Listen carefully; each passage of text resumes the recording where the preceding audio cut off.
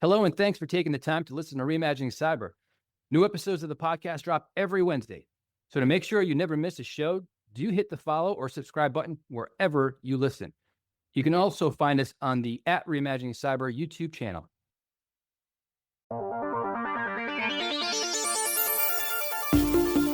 Hello, and welcome to Reimagining Cyber. I'm Rob Borrego. In today's show, I'm excited to welcome back Richard Stiennon, one of the top security analysts. Richard's new book, Guardians of the Machine Age, Why AI Security Will Define the Future of Digital, releases today. And if you want to understand where cybersecurity is heading in the age of intelligent machines, this is a conversation you won't want to miss. Hey, Richard, so AI security has become the fastest growing new category almost overnight. What drove the explosion, and is that growth really sustainable? Yeah, so what drove it, obviously, was the advent of large language models, November 30th, 2022. There were a few early adapters that had been playing with the OpenAI playground, recognized the issues with prompting to break through and jailbreak and inject prompts. So they came to market like right away. Protect AI, now sold to Palo Alto, was funded 2 weeks after OpenAI introduced ChatGPT. So things, they were already, when I look back historically, there are about 20 startups that were started in 2022. So they were definitely early adapters. But everybody else, the entire world, tech world at least, recognized the power of AIs. And the very first thought from a security perspective is, oh my God, this could be dangerous if people use this willy-nilly, right? So how are we going to protect it? And it was only till it was July of 23 that the EU AI law or act was passed. So those were basically protections and controls over how people deploy AIs. Right. So now there was a governance requirement, and everybody wanted to use AI, so that created a market for AI governance tools. But at the same time, people started going, oh my God, this thing is really, really smart. We can do some amazing things.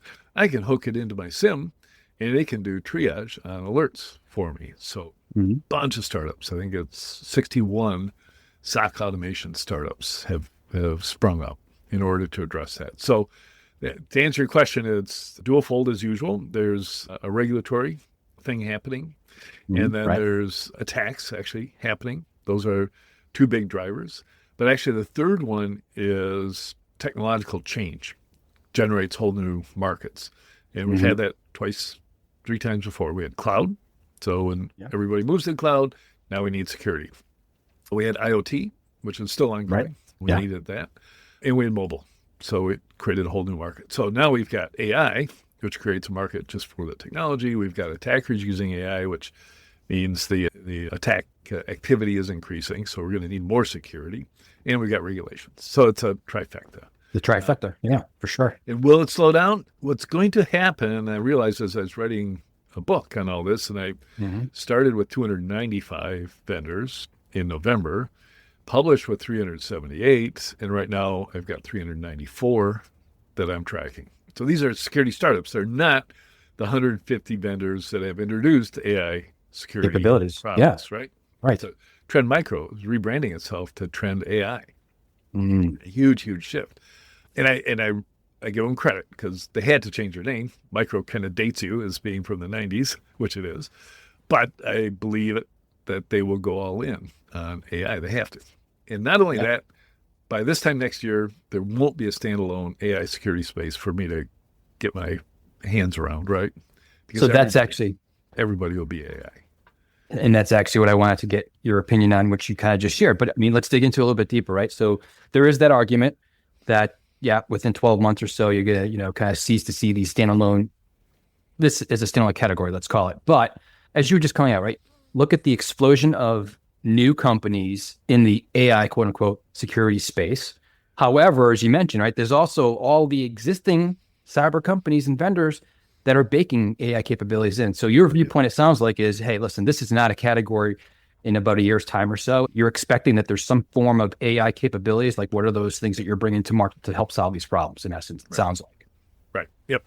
Yeah, somebody asked me that on LinkedIn. And, if you think about hardware gateways, those aren't going to be AI first for a long time, or hardware tokens for Mm-hmm. logging in, right? Those aren't going to be AI first for a long time.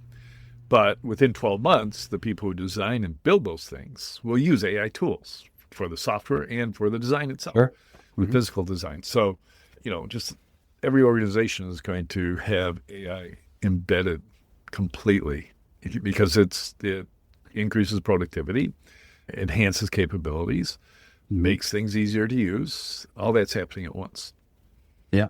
Yep. And I think it's, the kind of common question that companies are asking cybersecurity vendors, what is your AI strategy? What are the different capabilities you're adding in that are AI relevant? And I think some of it, you tell me what you're hearing out there, right? But what I'm seeing is they want to know what your story is. They want to understand it better to see if they can see perceived value that they consider maybe taking that on now, if it's available or in the future. But they also need to be very cognizant of what it is because of what their own internal control mechanisms are, review, assess, and understand what the impact could be, right, for their organization. I mean, like, what are you seeing out there as common questions for the cyber vendors from these organizations, considering the AI capabilities they're bringing to market? Yeah, I'm seeing just our own customers at IT Harvest. They're sending us questionnaires.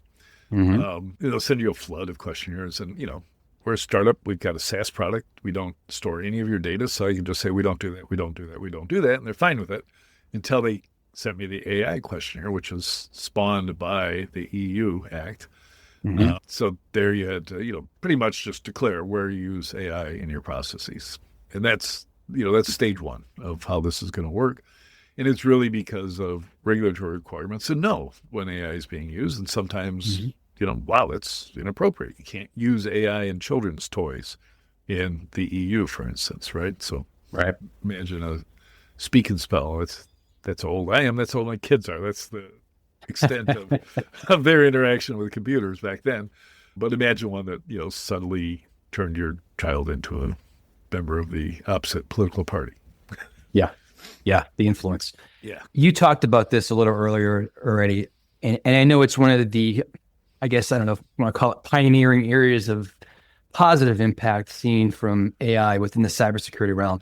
But the SOC tooling, automation capabilities was kind of the first area of emphasis and focus. And I think where it's actually really seen some very positive takeaways and outcomes for organizations. So what is it, kind of the latest and greatest that you're seeing in there? You talked about a lot of these SOC automation tool vendors out there. I get it, but like the value that they're actually at this point, because they're, to me, I think probably the more mature of them all since they were the earliest. What are you seeing at this stage? Yeah, I would say the guardrails are more mature because there has not been a single acquisition of a SOC automation tool yet. So Palo Alto and CrowdStrike, they're just buying either identity or, the guardrail kind of things because it's easier. Or governance. Yeah. Easier to sell through, right? Because people, this is something that pioneers only are going to do. So pioneer adapters as well as pioneer vendors. Mm-hmm. So, and I started thinking about this last April when, what was AI 2027 scenario came out. So a group of very smart people in California did some scenario planning, and based on the assumption that by early 2026, large language models would be built primarily with AI agents doing the research. And by research, just go look at Carpathy's current work. He just open sourced a whole research capability for any machine learning, but large language models in particular, which is just modeling exactly what's going on at OpenAI and Anthropic. Both of their latest models, 5.3 and 4.6, were created with the models themselves before they released them. So they had a model. They said, retrain yourself, do some better internal recursive training, and release very, very powerful models. And then 5.4 came out less than a month later for OpenAI. So now we're accelerating, right? So that was exactly what these guys predicted a year ago, that would happen right now. And that's when I started thinking about, okay, that's the big world, and I see the big consequences, try to see them, but how does it impact our little world of cybersecurity? And I've been hearing from the SOC automation people, and I was just waiting for them to get traction. So I wrote in my Substack that by this time next year, by this time 2026, there would be adaption and we'd be getting to the point where real value is being provided. And as soon as that happens, as soon as you can deploy agents that cost less and catch more things, humans aren't perfect at doing SOC stuff either. As soon as that happened, then there'd be a mad rush to deploy. And we'll be able to deploy. There's 61 vendors that are ready to help you. And any one of those vendors can scale because it's just more computing power. So, which is highly available right now. So as soon as I wrote that, I started getting calls from the vendors saying, Richard, you are way late to the party. Most of them had launched their SOC automation tools last January 2025. And by April, we're doing $1 million in ARR. So they got real customers after only 4 months. By the end of the year, they're telling me 3 million. And the executives of these startups are on the road constantly.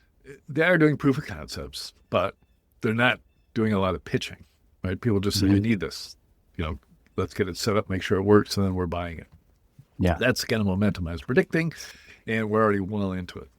And then 2 weeks ago at a conference, they were using Chatham House rules. I'm not allowed to say who it was, but the deputy CISO of a very, very large technology company said that they've eliminated their SOC.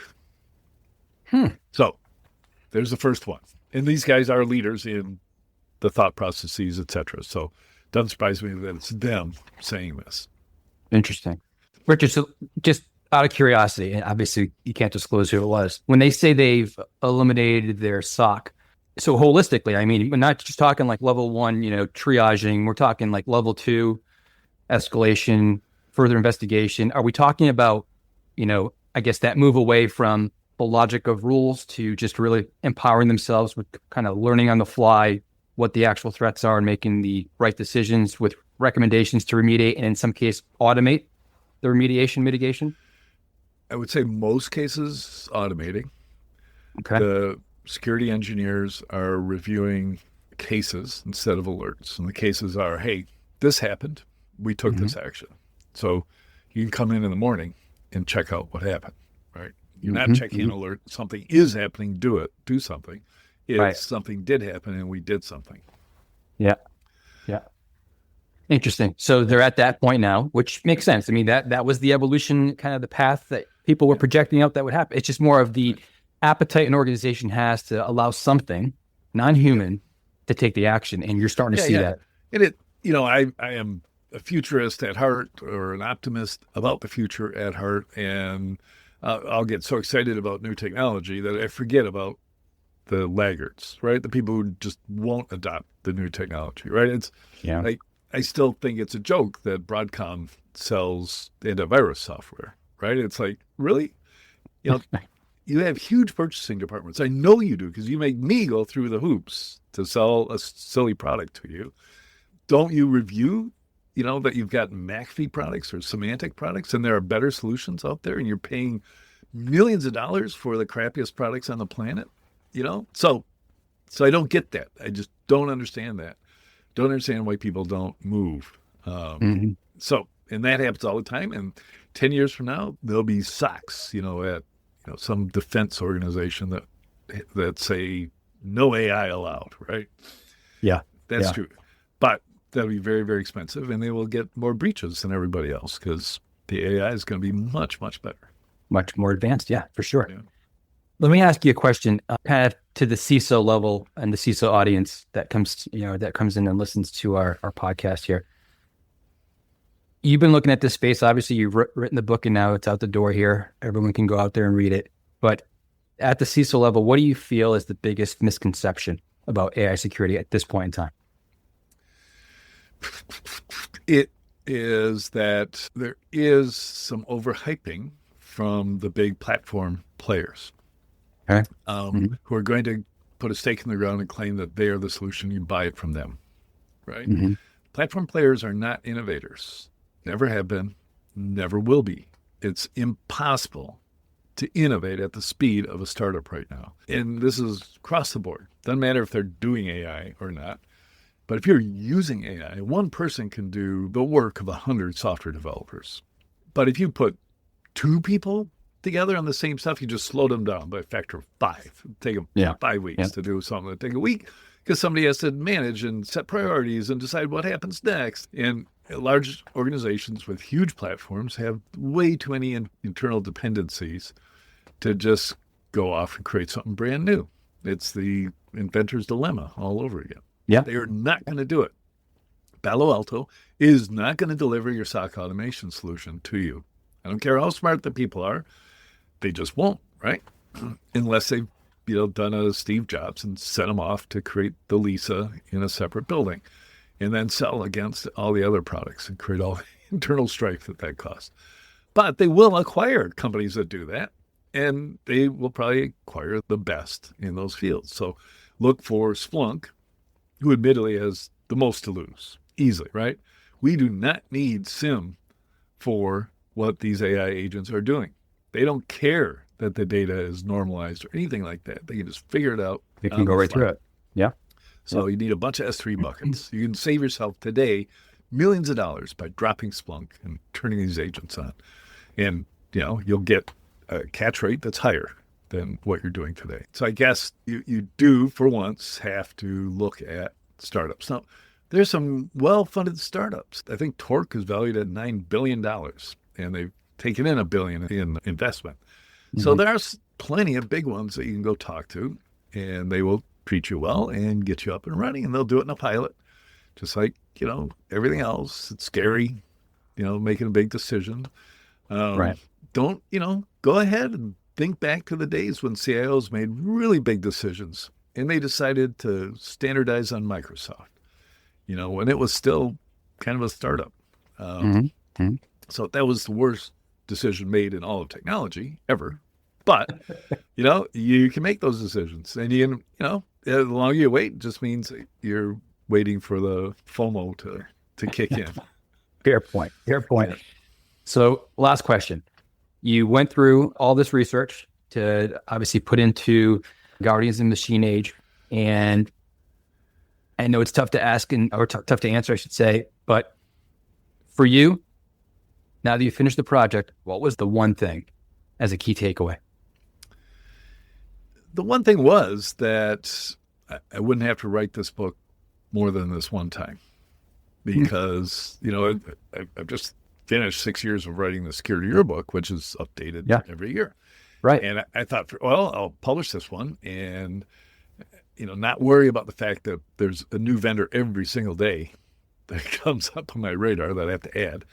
So I'll just get it out the door and then I'll update it, right? That was the idea. Well, 12 months from now, it won't be worth updating because everything is, as you said. Yeah. It's just what I already do is cover all of cybersecurity. So no need for a separate book. Interesting. Yeah. And as you called out, right? We won't be talking about this in a year. It's going to be blended in and expected in the different solutions that are, coming to market, being added as part of capabilities go forward is full expectation of the marketplace. So makes sense. Richard, thanks again for coming back on and sharing obviously more about your perspective, the new book. Excited to go through and again, share it with my friends as well. Really always a pleasure hearing from you and your thoughts. And so looking forward to the next time that we have you on. Thanks, Rob. Looking forward to it. Thanks, Richard. Take care now. Thanks so much for listening. And remember to check out Richard's new book, Guardians of the Machine Age, Why AI Security Will Define the Future of Digital.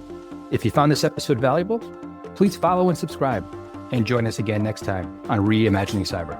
Goodbye for now.